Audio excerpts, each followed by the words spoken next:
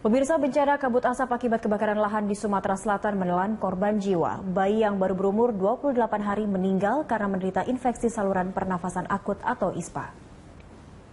Suasana duka menyelimuti pasangan suami istri Suhendra dan Musida di Jalan Talang, Banten, Kecamatan Seberang Ulu 2, Palembang.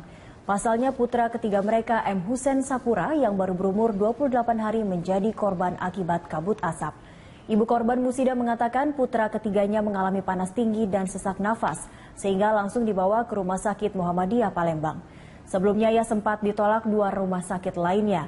Sesak nafas yang dialami putranya semakin parah dan akhirnya meninggal dunia Rabu malam.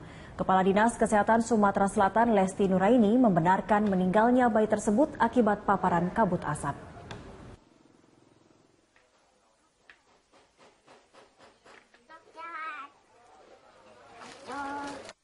Soalnya itu takutnya kena ISPA yang itu oleh bidannya tuh, karena dia umur bayi itu kasih obatnya itu.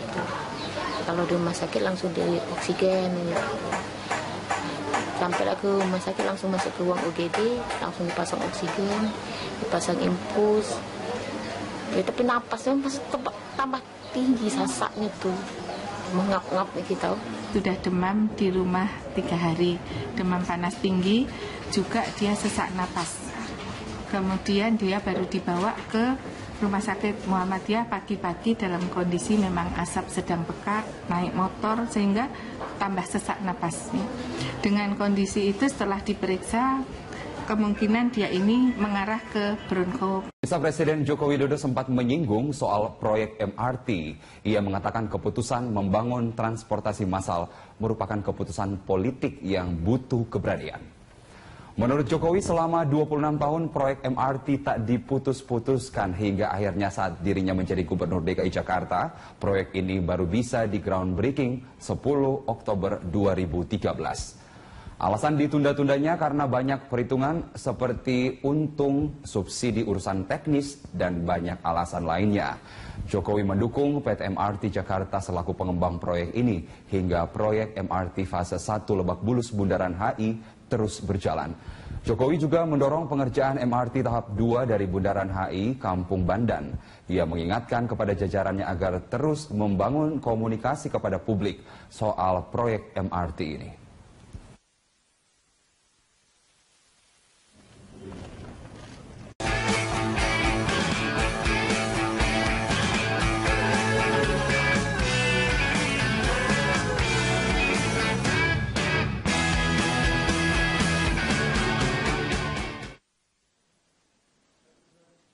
Polemik tindak pidana pencucian uang atau TPPU dalam rancangan Undang-Undang KUHP terus terjadi. Sejumlah pihak menganggap asas yang ada dalam RUU yang sedang dibahas saat ini lebih mengejar pelaku TPPU bukan kepada memburu aset para pelaku yang bisa memberikan efek jera sekaligus memiskinkan.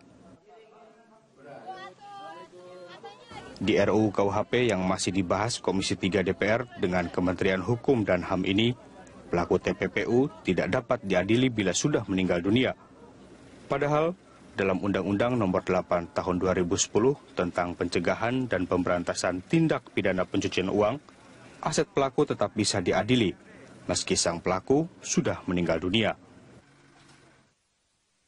Kodifikasi yang diatur di RUU dianggap tidak jelas dan tidak sepenuhnya mengakomodir ketentuan yang ada. Lebih jauh, RUU KUHP dianggap bisa mengebiri fungsi KPK sebagai lembaga anti korupsi karena memindahkan fungsi penindakan kepada kejaksaan dan kepolisian. Namun Menteri Hukum dan HAM membantahnya sekaligus menjamin kewenangan KPK tidak dipangkas. Bagaimana polemik TPPU ini bisa diakhiri dan asas penyitaan aset pelaku TPPU bisa terpenuhi? Apakah delik TPPU harus terpisah dari KUHP seperti saat ini? Pagi ini kita akan mendiskusikan kontroversi tindak pidana pencucian uang di rancangan Undang-Undang KUHP bersama narasumber yang sudah hadir di studio Berita 1, peneliti Indonesia Legal Roundtable Refki Saputra. Dan pemirsa, kami juga mengundang Anda untuk memberikan komentar lewat SMS ke 0811-833-5551 atau melalui pesawat telepon di nomor 021-52900-308 atau 021-52900-311. Saya langsung ke Mas Refki. Mas, ini kalau kita bicara soal RUU KUHP yang rencananya ini undang-undang TPPU juga akan dimasukkan ke dalamnya. Kalau dari penelitian, artinya dari Indonesia Legal Roundtable sendiri melihatnya ini apakah menjadi sesuatu yang seharusnya urgen atau sebetulnya biarkanlah ini seperti adanya saat ini? Iya. Terima kasih. Kita sebenarnya bersama teman-teman yang lain di dalam Aliansi Nasional untuk Reformasi KUHP, sebelum berbicara apakah ini penting atau tidak penting, kan kita harus melihat dulu, ini kan konsepnya kodifikasi. Jadi semua undang-undang itu disatukan dalam satu buku. KUHP ini sudah sejak dahulu juga sudah, tapi kita belum melihat apa formula kodifikasi ini, gitu loh. Kalau kita lihat banyak tindak pidana yang diatur di luar KUHP itu masuk menjadi buku 2 di dalam KUHP. Artinya apa? Beberapa hal memang dia harus mengacu dulu ke buku satunya. Buku 1 itu tentang azas. Nah, baru kemudian kalau tidak diatur di undang-undang sektoralnya, boleh itu diatur secara berbeda. Nah, tapi menurut kita ada salah satu pasal yang kemudian pasal aturan peralihan. Nah, di situ dijelaskan selama 5 tahun semua undang-undang yang di luar KUHP yang sudah masuk ke dalam KUHP harus terintegrasi dengan KUHP. Dan kemudian disebutkan harus undang-undang itu sendiri harus direvisi. Nah, artinya ini semua harus mengacu ke KUHP. Jadi KUHP menjadi satu standar baku unifikasi hukum. Walaupun unifikasi hukum, sistematik hukum itu dasarnya baik.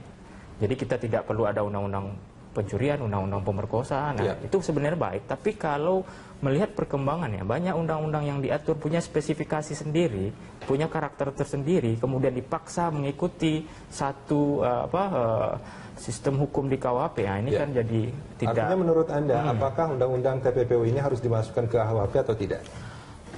Nah, sebelum ya atau tidak, mari kita bedah dulu. Apa yang kemudian diatur dalam KUHP, kemudian di Undang-Undang TPPU. Kita bicara karakter. Undang-Undang Tindak Pidana Pencucian Uang, karakternya adalah lebih bersifat in rem. In rem itu maksudnya lebih ke harta kekayaan.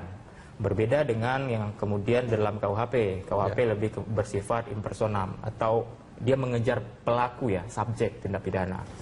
Nah, kemudian dalam salah satu pasal, misalnya dalam pasal 152 ayat 2 misalnya, salah satu hal yang menggugurkan penuntutan itu misalnya ada orang meninggal dunia. Jadi kalau orang meninggal dunia, kasusnya ditutup. Jadi kasus proses peradilan pidananya selesai di situ. Nah, kalau dalam Undang-Undang Pencucian Uang itu tidak serta-merta menggugurkan proses peradilannya, walaupun orangnya meninggal dunia pada saat peradilan. Asetnya bisa diajukan oleh penuntut umum ke hakim masih dalam peradilan pidana untuk dirampas untuk negara. Artinya yang berbeda. Pasti memang berbeda. Karena memang makanya dibuat leg spesialis seperti itu, berbeda kan. Tapi sekarang pertanyaannya, apakah ini perlu dimasukkan ke dalam KUHP atau tidak? Kalau kita lihat masing-masing tujuan kodifikasi yang ingin mensistematisasi benar, tapi kemudian kalau memaksa dia masuk ke dalam KUHP yang azasnya satu, itu nggak cocok. Nggak cocok, artinya gini loh, ada salah satu pakar misalnya Prof. Barda misalnya. Kondisi kita sekarang ada rumah KUHP dan ada rumah kecil-kecil di luar KUHP, korupsi, TPPU. Nah, kalau mau masuk ke dalam KUHP, bikin dulu rumah besarnya. Jadi di buku 1 itu bikin rumah besarnya, masukkan beberapa asas itu. Nah, baru kemudian itu bisa masuk. Misalnya yang paling ini juga artinya saat ini sebelum ada rumah besarnya tadi, sebelum asas-asasnya ini memang harusnya memang terpisah. Baik. Berbeda. Sekarang kita sudah tersambung dengan Pak Hudri Sitompul melalui sambungan telepon. Pak Hudri. Iya. Selamat pagi Pak Hudri. Pagi. Di studio juga ada Mas Refki Saputra dari Indonesia Legal Roundtable. Kalau menurut Pak Kudri sendiri, apakah memang undang-undang TPPU ini harus dimasukkan ke dalam KUHP?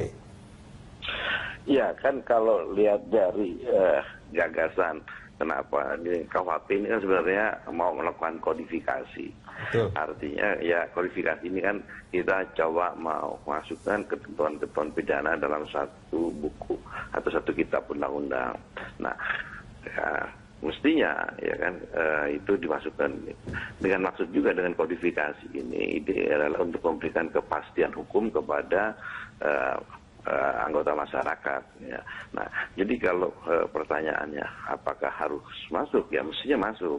Nah, tapi kan nanti juga dalam perkembangan kita kan nggak tahu dong.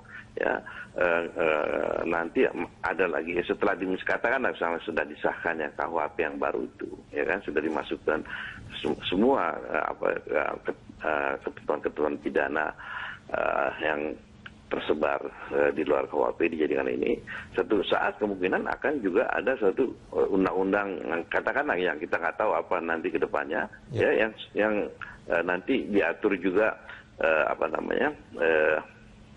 mengenai satu pidana. Pak Kudri, maaf saya potong Pak Kudri. Tadi Anda mengatakan bahwa jika undang-undang ini dimasukkan ke dalam KUHP ini akan memberikan kepastian. Apakah selama ini dengan terpisah tidak memberikan kepastian itu? Loh, ya kepastian hukum ya memang itu kan lebih kita tentu kepastian hukum yang lalu itu ya juga ada, tapi kan lebih baik ya kalau itu lebih baik kalau misalnya dijadikan satu dalam satu kitab undang-undang itu. Ya. Kalau kita mengatakan bahwa ini akan lebih baik, tentu ini menjadi harapan setiap orang. Tapi parameternya apa? Bahwa ini akan menjadi lebih baik? Parameter yang lebih baik ini artinya semua anggota masyarakat ya dengan mudah ya mengetahui ketentuan-ketentuan pidana. Walaupun di dalam satu azas hukum setiap orang dianggap mengetahui undang-undang, tetapi itu kan hanya fiksi saja, semua hanya anggapan saja. Nah, lebih baik ya kalau dianggap itu orang seanggota masyarakat itu betul tahu undang-undang apa yang dia langgar gitu. Oke. Nah, ya. Pak Kudri, kita jeda sebentar, kita akan lanjutkan ini di segmen berikut. Mas Refki, kita jeda sebentar.